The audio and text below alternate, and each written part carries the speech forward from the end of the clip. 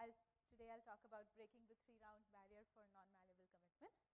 And this is joint work with Vipul Goyal and Amit Sahai. Let me start with a very simple example of sealed bid first price auctions. Suppose an auctioneer wants to sell an item to the bidder who's willing to pay the highest amount for it. So in the example here, the purple gentleman is willing to pay the maximum amount, and if everybody reveals their exact valuation for the item, then it just goes to the person with the highest bid. But the seller would like to get the maximum possible profits, and if the purple gentleman could look at the other party's bids before generating his own bid, he could maliciously bid at just 1 plus the second highest bid, that would profit the bidder, but it would be suboptimal for the auctioneer. So it's clear that one would like to emulate sealed bids, and if such auctions were to happen over the internet, one would like some electronic equivalent of sealed bids over the internet. And the cryptographic object that helps us emulate such sealed bids is a commitment scheme. A commitment scheme is a protocol between a committer and a receiver, which is the virtual equivalent of a sealed box, where a committer can put his message inside a box and send it to the receiver, and then later send a key that helps the receiver check the message that was in the box. In terms of a protocol, the committer on input some message M generates some commitment transcript with the receiver, and this is the end of the commitment phase. And then in the decommitment phase, the committer tries to explain this transcript as corresponding to some message M prime. And the properties that we want out of this protocol are binding, which means that the committer should not be able to change his mind about the message. That is, if the receiver accepts the decommitment, then M prime that the committer explains the transcript to should be identical to the message that was originally used to create the transcript. And the second property that we want is hiding, which means that by the end of the commitment phase, the receiver should not be able to tell what was the message that the committer committed to. So given such a scheme, let's go back to the setting of auctions, and now one would think that we could just have parties commit to their bids instead of revealing their bids in the clear, and this should be enough to seal bids, because if a party that intercepts such a commitment cannot see what is inside the commitment, how can he possibly bid to a related value? And it turns out that this intuition is not true. In fact, many existing standard commitment schemes allow a party to malleate the commitment to a related value without having to know the value inside the commitment. So it turns out that hiding is not enough, and we need a stronger property which says that a man-in-the-middle adversary that intercepts such communication should not be able to generate a commitment and decommit to a related message. And this stronger property is called non-malleability and was formalized and studied first by Dolev, Dwork, and Naur. So before proceeding further into the definition of non-malleability, let me tell you a little bit about the model. We do not make any trusted setup assumptions, and for this talk, we'll only look at a synchronous model of communication, where communication happens in rounds, and the adversary is rushing, which means he gets to see all the honest messages for a round before generating his own messages for the same round. And then at the conclusion of round 1, round 2 starts, where again the malicious adversary gets to see honest messages for the second round and generates his own message for that round, and so forth. And finally, there's nothing preventing the man in the middle from just copying the entire left transcript onto the right. And so one way to prevent this is to assign a unique session ID or tag to every protocol, and only require security when the tag for the left protocol differs from the tag for the right protocol. And roughly the security that we want is that the message M prime, the message M prime committed by the man in the middle on the right is independent of the message M that the honest committer committed to. And now there are are two standard definitions of non-malleable commitments in the literature. One is non-malleability with respect to commitment, which is the stronger definition, and the other is non-malleability with respect to decommitment or opening. And I'll tell you a little bit about both these definitions. The definition of non-malleable commitments with respect to commitment requires that on seeing a commitment to a message, the man in the middle should not be able to commit to a related message. And this is formalized with the real ideal paradigm, where in the real world, the man in the middle interacts with an honest committer that generates a commitment to some message M, and correspondingly, the man in the middle generates a commitment to some other message M prime. And in the ideal world, the man in the middle interacts with a simulator that does not have the input message M of the honest committer and simply generates a commitment to 0. And the man in the middle interacting with this simulator generates a commitment to some message F double prime. And we say that a commitment is non-malleable with respect to commitment if there exists a simulator such that for every man in the middle that interacts in the real world with the honest committer, the value committed by the man in the middle in the real world is indistinguishable from the value committed by the man in the middle in this ideal world where he is only interacting with a simulator that no longer has access to the message. So intuitively, this means that any message that the man in the middle committed to when the honest committer was using a commitment to M, a similar message can be committed to even without access to the message M. And so this is the stronger definition, and there is a weaker definition of non-malleable commitments with respect to opening, which requires that on seeing a commitment and an opening to a message M, the man in the middle cannot generate a valid opening to a related message. So again, going back to the real ideal style definition, we say that there should exist a simulator such that for every man in the middle that interacts in the real world and manages to decommit to some message distribution M prime, there is a simulator which forces the man in the middle to decommit to the same message distribution M double prime. There is a slight subtlety here, which is that on seeing the decommitment, the man in the middle can choose to selectively abort. And to take into account such man in the middle adversaries, we will ignore transcripts where the man in the middle does not provide a valid opening. And without going into details of how we do that, the main thing to remember here is that we only want the man in the middle to be unable to open to a related message. So let me tell you a little bit about prior work. Non-malleable commitments were introduced by Dolev, Dwork, and Naur, who also gave an order log n round construction of non-malleable commitments, assuming one-way functions. And then there's been a lot of work on improving the round complexity and the underlying assumptions. And with the latest being non-malleable commitment protocol with respect to commitment that requires only 3 rounds of interaction and is based on one-to-one one-way functions. And this was in a recent work by Goel et al. And then there was a corresponding result by Rafael Paz, which said that at least 3 rounds are required if one wants to construct non-malleable commitments with respect to commitment in 3 rounds. So the question is, can one do any better than 3 rounds in the standard model? And the main observation is that the result of Paz gives a lower bound only for the stronger notion of non-malleable commitments with respect to commitment. So what about the weaker notion? Can we construct non-malleable commitments with respect to opening in less than 3 rounds? And so like I told you, non-malleable commitments with respect to commitment in 2 rounds or less are impossible with black box reductions. We show that the weaker notion of non-malleable commitment with respect to opening in 2 rounds is also difficult to achieve in the sense that we rule out a large class of natural black box reductions. So, and this is only true for bidirectional messages, which means that we rule out protocols where the receiver sends the first message and the committer sends the second message, and we show that this is impossible.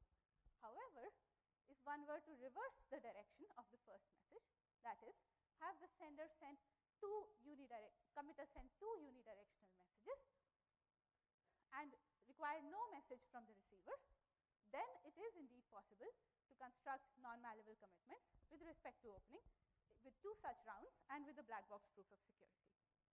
Now, you may be confused here because why can't the committer just send both messages together?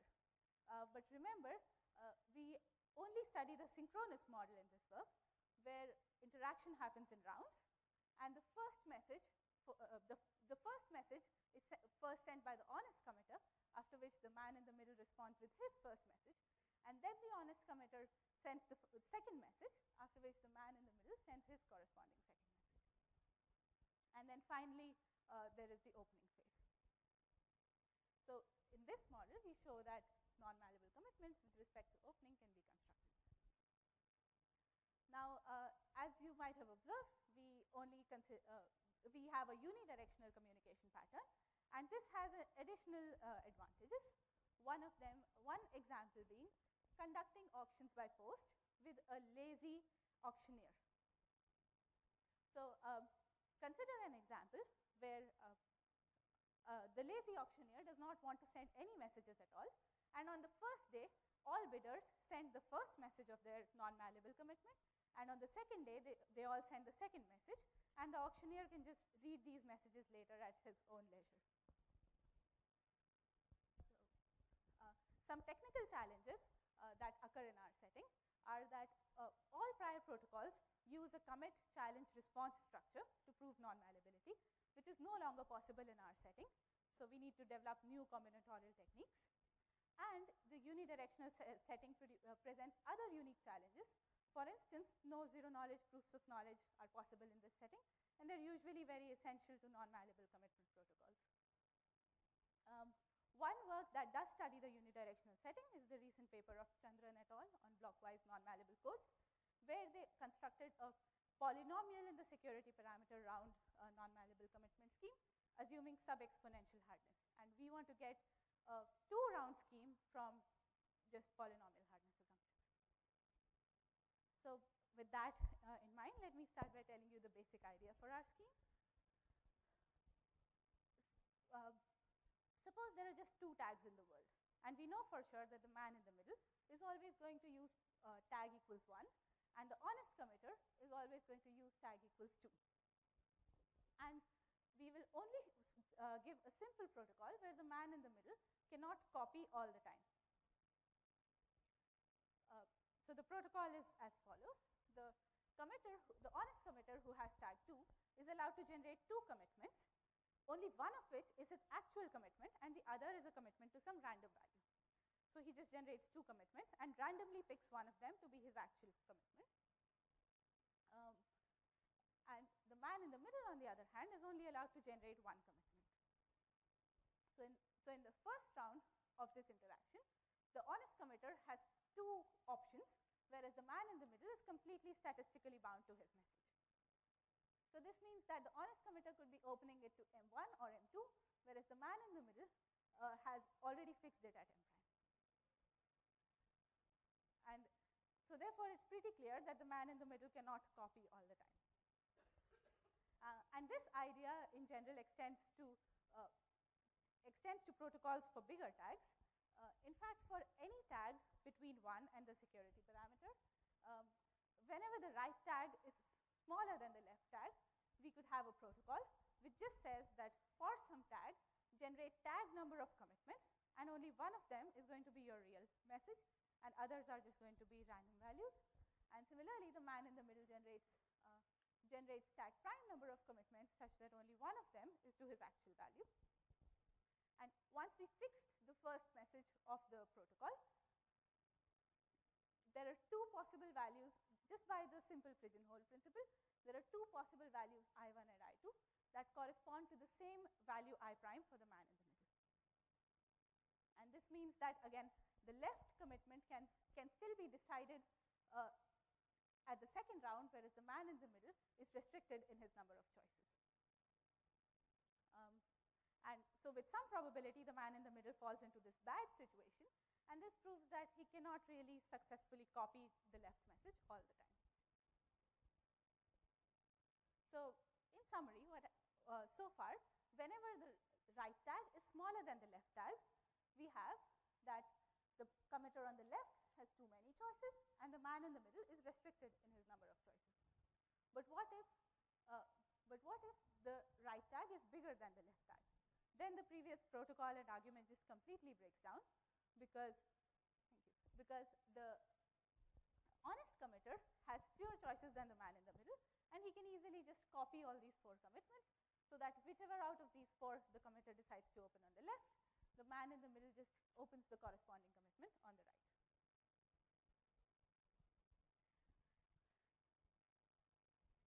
But a standard fix to this problem that's been used in several prior works is instead of committing, if we know for sure that the right tag is going to be bigger than the left tag, then instead of generating tag number of commitments, we're going to generate 2n minus tag number of commitments. And this guarantees that 2n minus tag on the right is smaller than 2n minus tag on the left.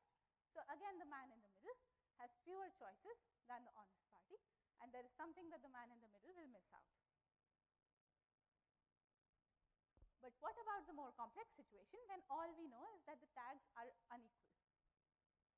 It then suffices to just compose the 2 protocols we just saw sequentially, that is, make 2 sets, the first one with 2n minus tag number of commitments, and the second one with tag number of commitments.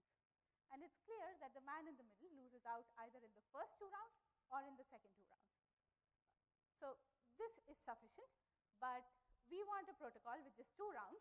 So clearly we cannot add rounds like this. But let's try to do this in parallel. That is, the committer generates 2 sets, one corresponding to tag and one corresponding to 2n minus tag number of commitments, and sends them both together. If we do this, there is a simple attack, which is the man in the middle just picks the smaller set on the left and copies it out into both of his sets on the right. So that whichever of these 4 is opened by the committer on the left, the man in the middle chooses to open the same message in both his sets on the right. So he can just completely ignore this other set and copy from just one set. So that doesn't work, and the man in the middle wins. But we show that secret sharing can be used to fix this situation just by splitting the message into 2 shares A and B using an XOR sharing scheme, and committing to A using tag and B using 2n minus tag.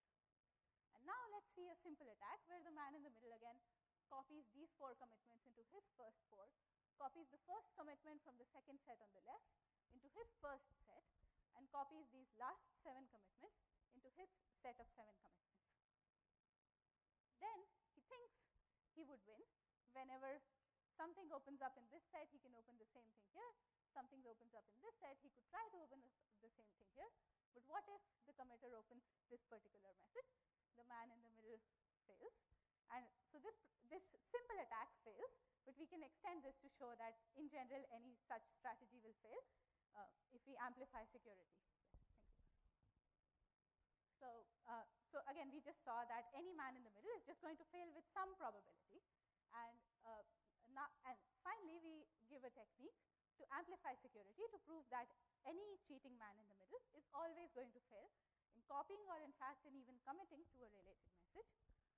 The way we achieve it is we split the message into capital N secret shares, where capital N is some polynomial function of the security parameter, and then use the basic protocols that we just developed to commit to each of these shares in parallel. And the main idea for why this works is that if the man in the middle misses out on copying even one single share from the left, he's going to miss out on copying the entire left message. Now, this is fairly complex to analyze, and we develop a new combinatorial analysis, which is the main technical contribution of our paper. Please refer to the paper for more details. We also move from tags in small n to tags of length n bits, which is tags in 2 to the n, but I don't have time to go into that here. I'll just summarize with some open questions. So one open question is, can we construct 2-round synchronous unidirectional non-malleable commitments with respect to commitment? We gave a construction with respect to opening, but with respect to commitment seems harder because it typically requires extraction, which is difficult to get in this setting. The second open question is studying more unidirectional non-malleable protocols.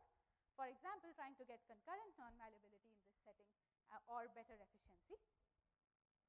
And the final main question is getting non-interactive, non-malleable commitments with respect to opening.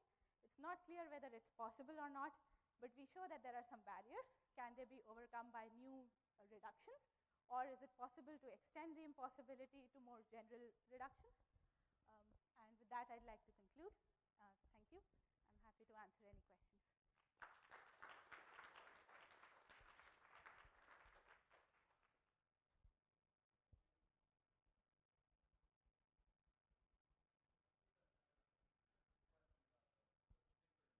Mm-hmm.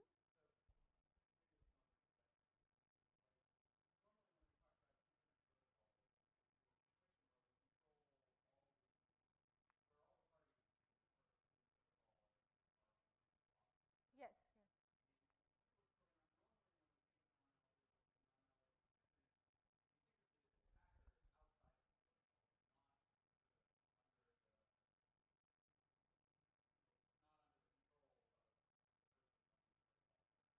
Right.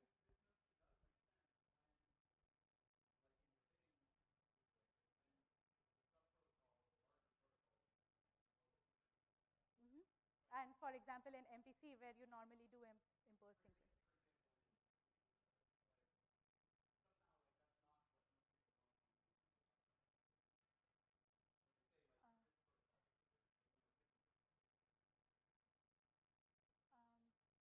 Um, sorry, I didn't. Oh. But you can control whether you accept their messages or not if they're behaving outside of the synchronous module. So you could just reject the commitment of such a message. Right.